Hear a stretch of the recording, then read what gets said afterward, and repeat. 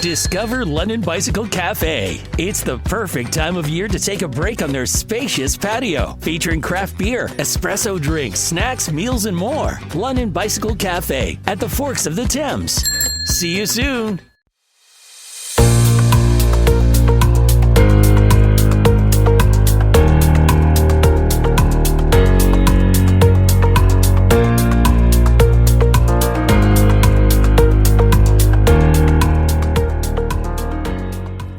Hello, London. Welcome, or welcome back, to the Matt Brown Podcast.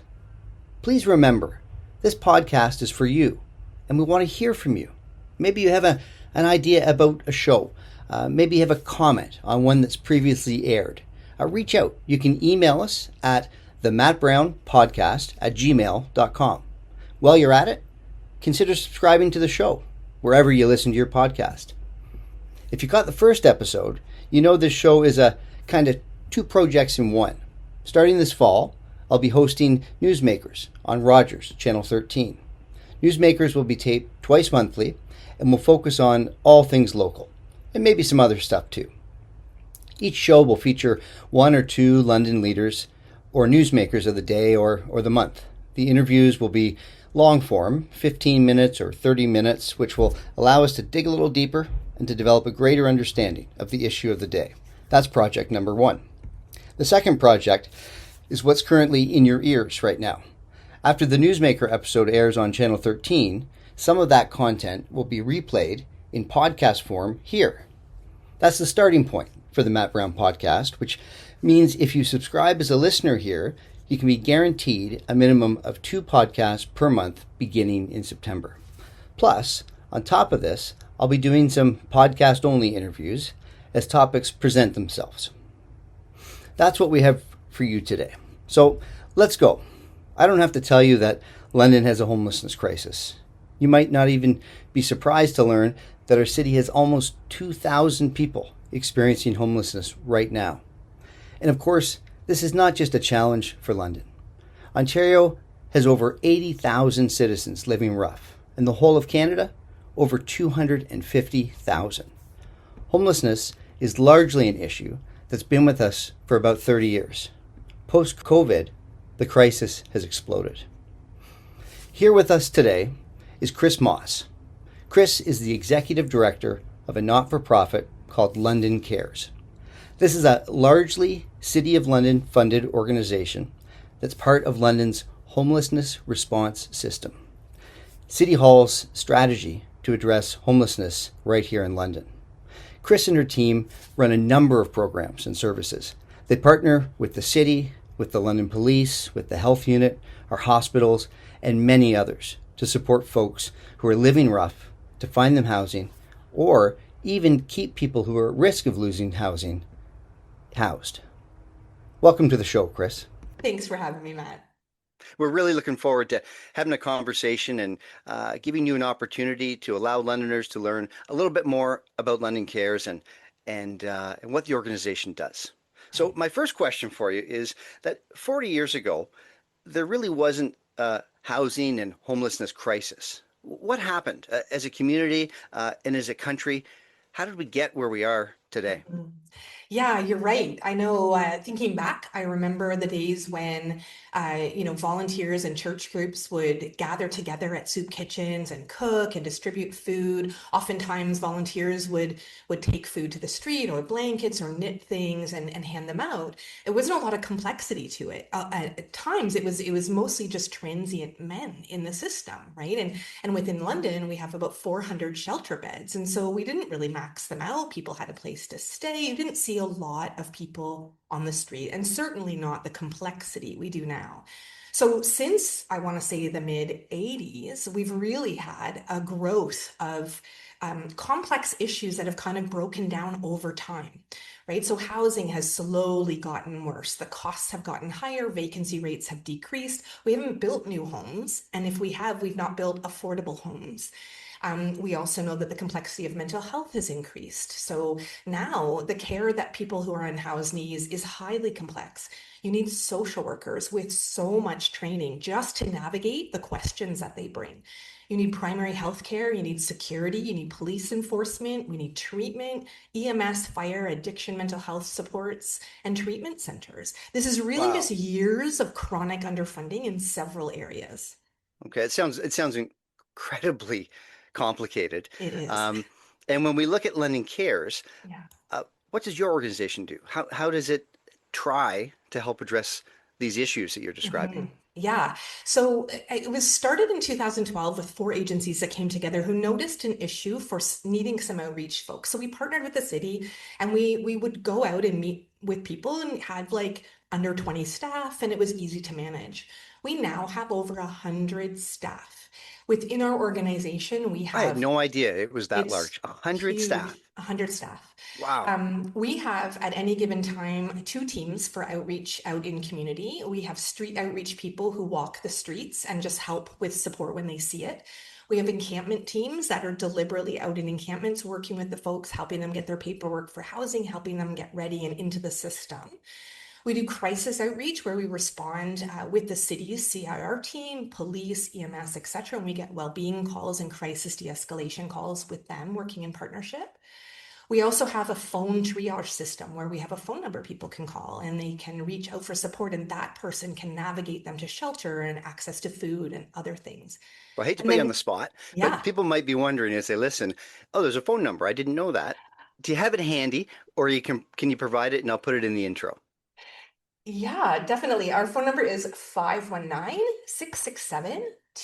519-667-2273. It's a great number to And memorize. people can call that number 24/7? 24/7. Yep, our outreach teams are on the street from 7 a.m. to 2:30 in the morning. The phone is manned 24/7. So if anyone needs supports during the evening, they can talk to our teams. Okay. Okay. So that's what you do. That's Um, one program of what we do, Matt. Over and above the outreach programs, we have three other programs. So we run an operation out of 602 Queens, which is called our Commons. This is a partnership between Regional HIV/AIDS Connection and the Sisters of St. Joseph. In this space, it's a day space where we offer basic needs, primary care, OW, ODSP support, cultural indigenous services, vet care, food stability, AIDS and HIV testing, and so much more. We have space for 30 people in the morning and 30 people at night, and we're getting roughly 120 people to our lawn every oh, day for those that is spaces. so sad. The numbers, It's devastating. yeah. Our numbers are only going up, and it's getting really, really challenging. So important work, great Important work, services, not nearly enough not to nearly meet the enough. need. So, as a housing first organization, the other two programs we have really focus on that housing component. So, we have housing stability workers that once we get someone who is living street level into a house Okay. anywhere in our Hmm. market community, housing support workers wrap around them to help them stay in housing. Right, because That's it's more really important. complicated than just finding So a place for complicated. someone to stay. Yeah. Once they're there, it's supporting them with the supports that they need. I'm sure wraparound supports, all kinds of supports to help them just stay housed. So Yeah. get a person housed and then That's help right. them stay housed. I Yeah. gotcha. If you've been on the street for up to 10 years, it's really easy to forget that you have a garbage day to make. And how do you get your garbage? Where do you put your garbage? Are you cleaning yourself every day? All this stuff has to be retaught. And so that's really an important way for housing stability workers to work. We also have two of those housing stability workers that work specifically with veterans. And we have a partnership with the Victory Legion, and we house 295 unique individuals within that veterans program. We were the Okay. first community in Canada to have zero veterans on our street. So it's a really exciting program. That's something that, you know what, that is something to be proud of. Really In excited of. in all of the work that you do, your team Yeah. must experience so many situations that are disappointing Yeah. or they feel like they can't do enough. But to know that every veteran is Yeah. housed is, Yes. I think, Little really bit of important. joy. Yeah. Finally, after years of our outreach folks working with folks on the street, several of them had the idea of building supportive housing. So that outreach team who had been with folks for almost 9 years worked with London Health Sciences Center to figure out who are the most most complex, challenged people living on the street, and how can we bring them indoors? And so last year, about 18 months ago, we opened up House of Hope on Dundas Street. House of Hope now houses 56 folks. All of these people have had incredible outcomes, and we have a great evaluation on our website to show you that detail. Awesome. So that's what you do. It's an impressive amount of different programs and services. I know because I looked it up on the website before our chat. You have a $6.3 million budget. So who are your funders, and how much of that funding is provided by City of London, for example? Yeah, great question. So last year in total, so 6.3 was in 2023. Last year, 2024, 7.2 million. 4.2 of that was the city. Okay. So the other funders that make up the difference is London Health Sciences Centre, United Way, London Community Foundation, the Royal Canadian Legion, regular donations from community citizens and Well, that's important for people to know, right? That corporations. that Yeah, they can give. they can donate at any I time. imagine there's a button right on the There website. sure is, right in the Okay, top and the corner. website is? Yeah, www.londoncares.ca.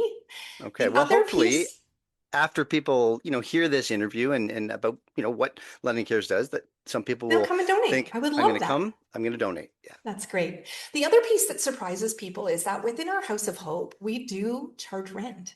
So people who live in our house pay rent. And so from the House Supportive Housing rent, $310,000 is received per year to fund that program as well.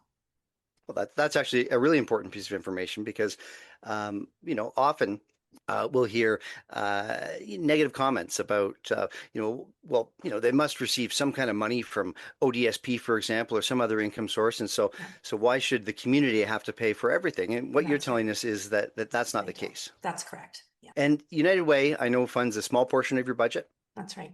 Okay. And you mentioned the London Community Foundation and those private donors that we were just speaking That's about. right. They were excellent with supporting us.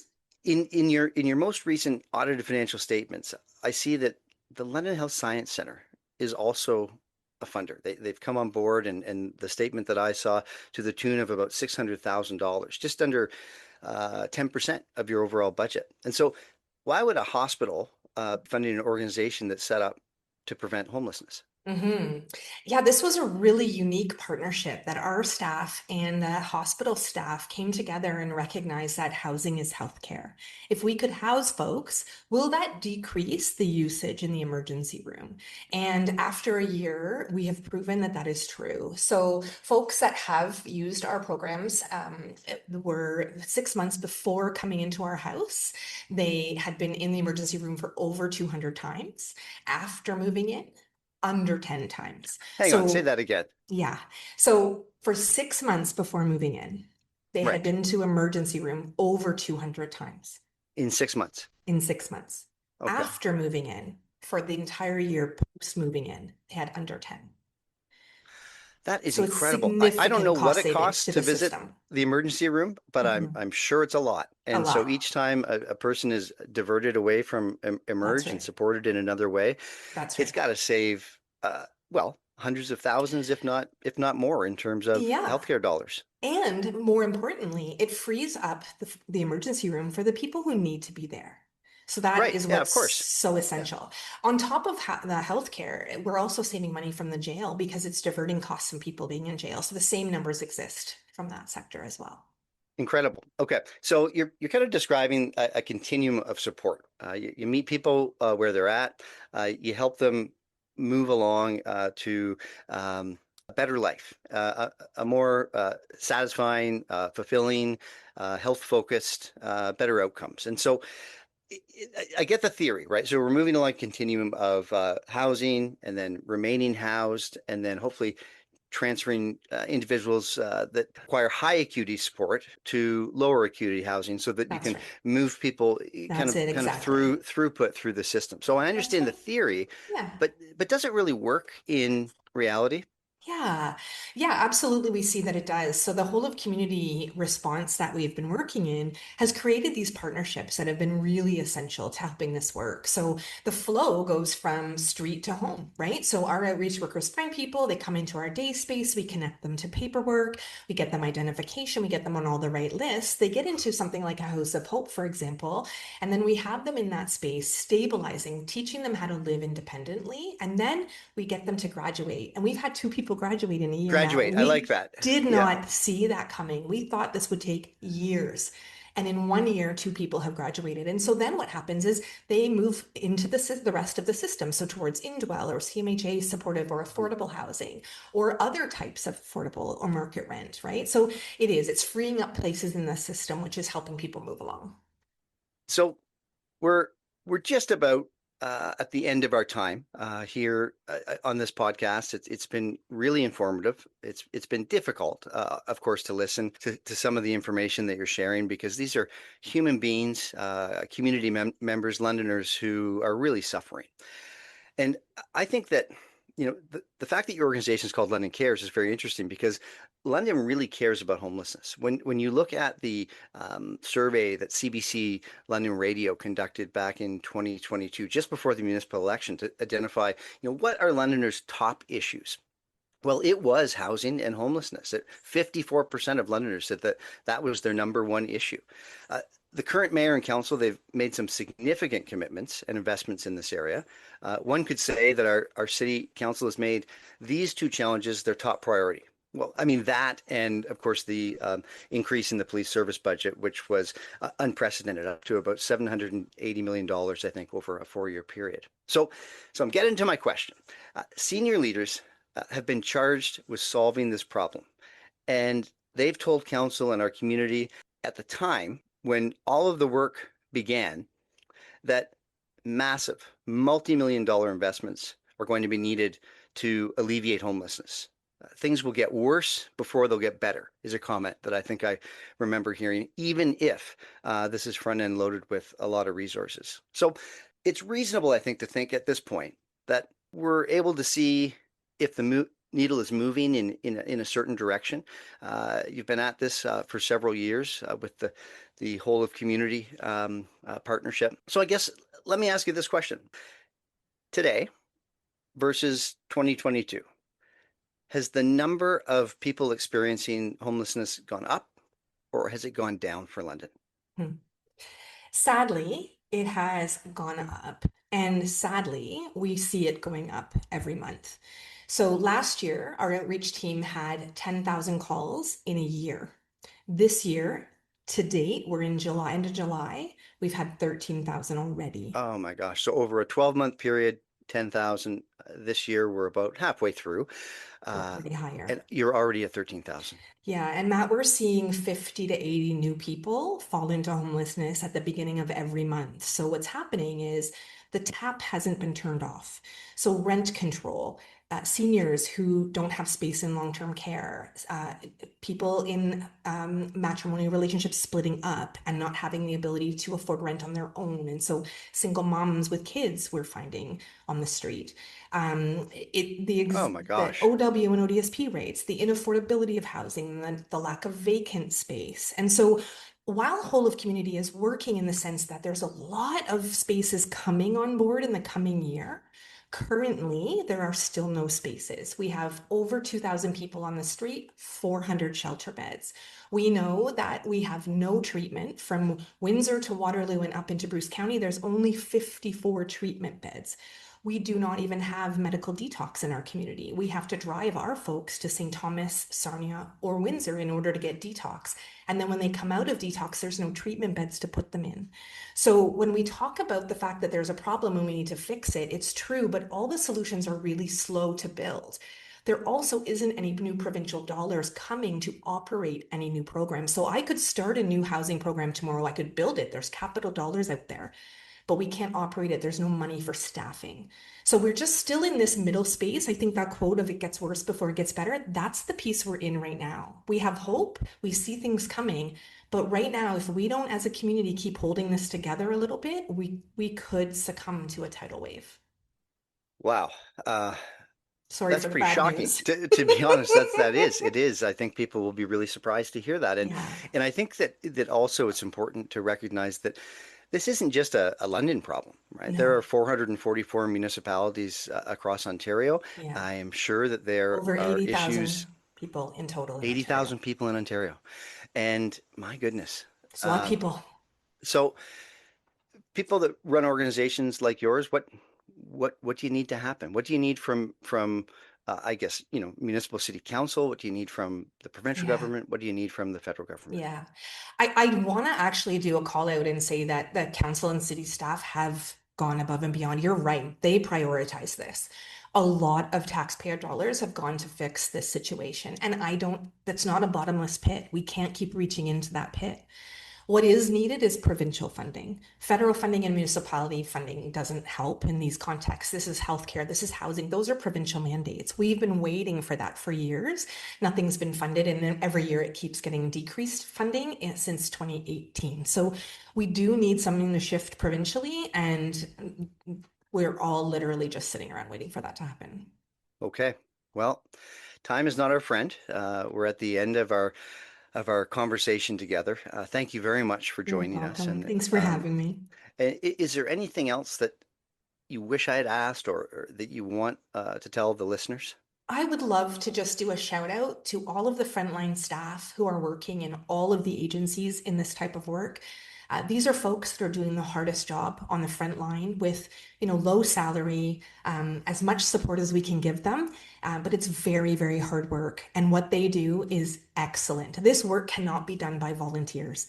These are skilled, trained, excellent humans. And I want to call out the fact that they are amazing and they're the reason why we can get up every day and still function in our jobs. So, I can't think of a better place to leave it than just a huge shout out and thank you to frontline workers. yeah, This is really hard work it and it's is really important work, and I'm sure that they are saving lives every single day. every So day. thank you, Chris, for Thanks, Matt. being on the Matt Brown podcast, and Love I it. hope to see you soon.